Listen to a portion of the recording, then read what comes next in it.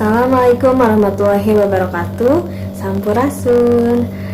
Sebelumnya saya ingin mengucapkan terima kasih kepada Ibu Dr. Titi Nurhayatin MPD dan Ibu Desti Fatin Fauziah MPD selaku dosen mata kuliah Public Speaking karena telah memberikan kesempatan kepada kami khususnya kelompok 3 untuk memaparkan materi mengenai prosedur public speaking dengan metode ekstemporan dan manuskrip.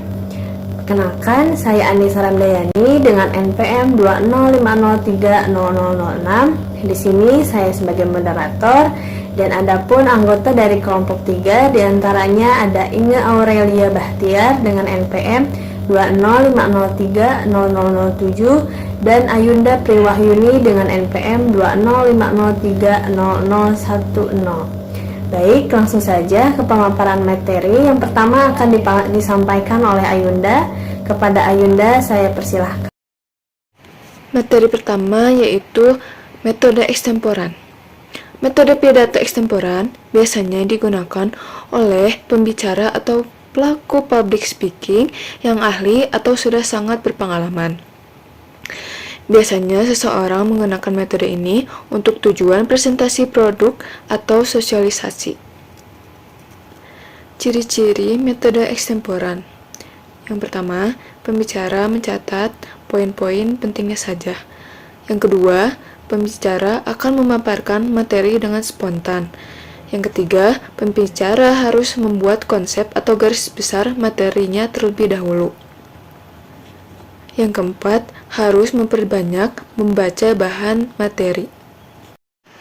Kelebihan metode ekstemporan.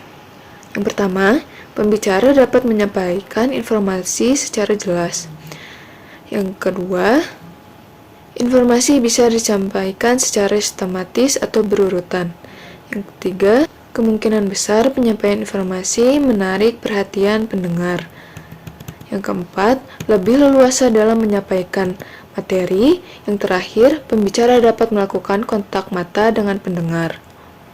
Kekurangan metode ekstemporan. Yang pertama, pembicara perlu memiliki wawasan yang cukup.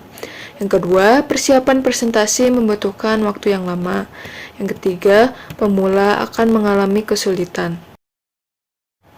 Lokasi sosial metode ekstemporan. Yang pertama, presentasi. Yang kedua, sosialisasi. Yang ketiga, penyuluhan. Dan yang terakhir, promosi produk. Selanjutnya ada metode ekstemporan. Biasanya metode ini dipakai oleh orang yang sudah berpengalaman. Orang yang memakai metode ini tidak membacakan teks tetapi memaparkan, menjabarkan poin-poin penting yang sebelumnya sudah disusun atau dibuat kerangka, disiplin, dan membangun percakapan dengan audiens. Selanjutnya ada metode manuskrip. Manuskrip atau membaca naskah bagi pelaku public speaking, metode pidato manuskrip atau membaca naskah ini sungguh menyelamatkan. Yang diperlukan hanyalah pemahaman tentang intonasi, stressing pada kata atau kalimat tertentu, serta mengatur jeda. Selanjutnya ada prosedur kegiatan public speaking dengan metode manuskrip. Yang pertama, pembaca atau pembuat naskah harus pandai dalam menyusun naskah agar pidato menjadi berkualitas. Yang kedua, hal yang sangat dibutuhkan oleh pembaca manuskrip adalah keterampilan menulis. Selanjutnya, ada penyampaian berurutan atau sistematis, kata-kata yang keluar diungkapkan secara baik dan benar, dan tidak terjadi kesalahan dalam penyampaian. Kemudian ada pula kelemahan dengan metode manuskrip. Yang pertama, pendengar merasa bosan. Yang kedua, sebagian pendengar tidak termotivasi untuk mendengarkan. Yang ketiga, penyampaian informasi tidak menarik. Dan yang terakhir, pembicara terlalu sibuk membaca. Baik, selanjutnya akan dipaparkan oleh saya sendiri. Materi selanjutnya mengenai cara membaca menggunakan metode manuskrip. Yang pertama, membaca kata demi kata, kalimat demi kalimat, persis seperti di dalam naskah.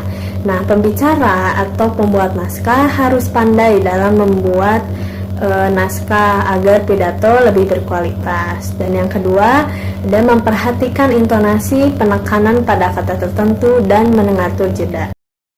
Lokasi sosial. Nah, dalam metode manuskrip atau membaca naskah ini, biasanya dilakukan untuk menyampaikan pernyataan-pernyataan resmi seperti pidato kenegaraan, pidato sambutan peringatan Hari Besar Nasional, ataupun laporan resmi, penyampaian laporan keuangan, dan hal-hal serupa lainnya sebaiknya dilakukan dengan menggunakan teks. Nah, dalam hal ini teks disiapkan dengan baik, memikirkan peluang multi-interpretasi dan menggunakan basis data yang baik. Selanjutnya, adapun kelebihan dan kekurangan metode manuskrip.